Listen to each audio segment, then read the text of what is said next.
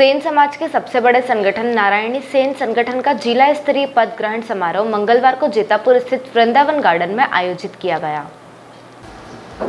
इस आयोजन में जिले भर के समाजजन और संगठन पद अधिकारियों ने शामिल होकर सामाजिक एकजुटता का संदेश दिया।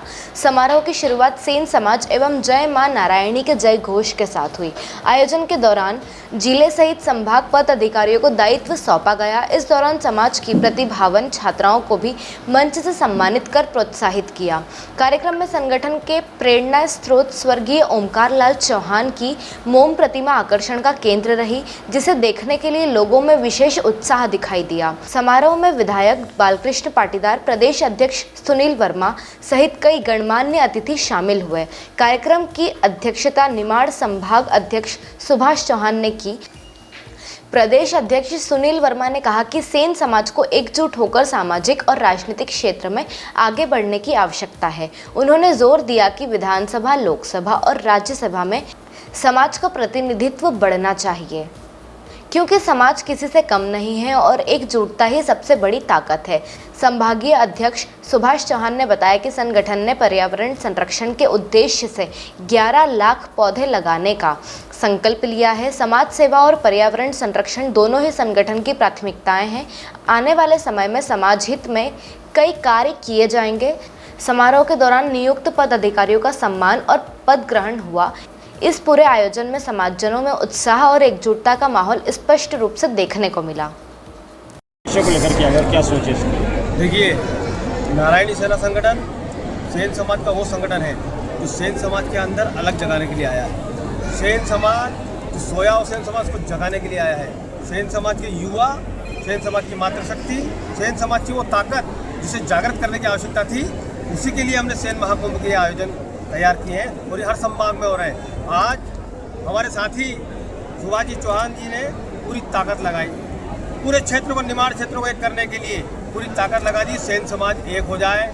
सेन समाज एक होने के साथ साथ में राजनीतिक प्रतिनिधित्व आगे बढ़े, शैक्षणिक प्रतिनिधित्व आगे बढ़े।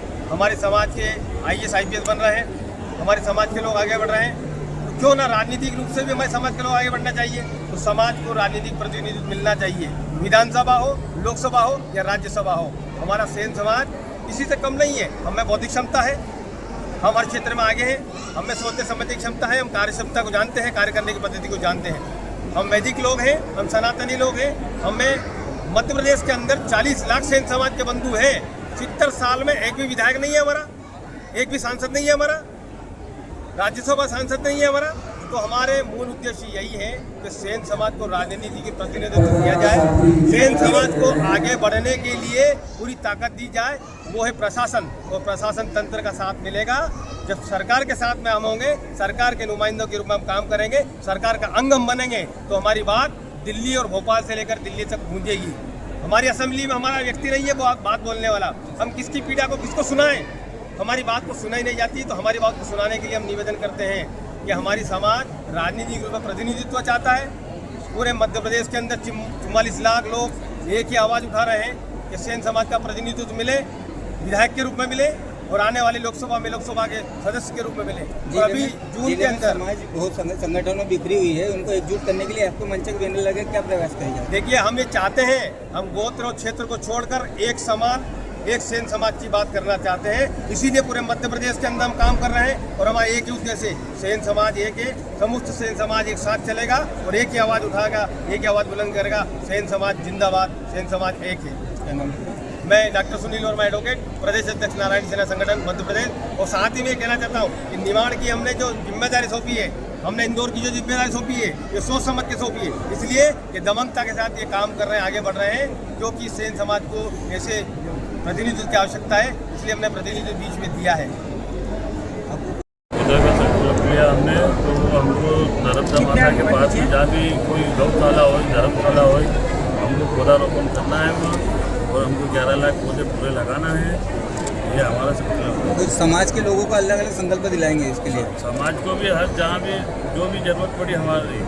मैं सुभाष चौहान निमाड़ संभाग अध्यक्ष हूँ और जो जिम्मेदारी मेरे ऊपर वाले ने सौंपी है उसका पूरा सहयोगदान दूँगा मैं।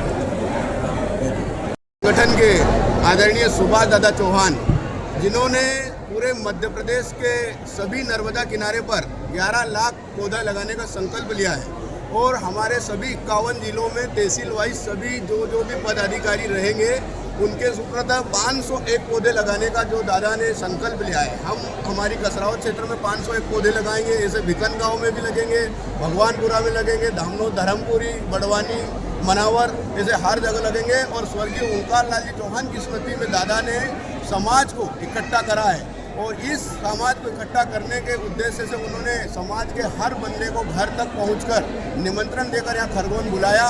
हम दादा के इस प्रयास में बहुत ही खुश हैं और दादा के लिए मैं एक छोटा सा शेर लिख के लाया हूँ जो मैं माध्यम से बोल रहा हूँ कि जली को आग कहते हैं और बुझी को राख कहते हैं और नारायणी सेना के इस शेर को सुभाष चौहान कहते हैं। Digiana news smart report Khargone.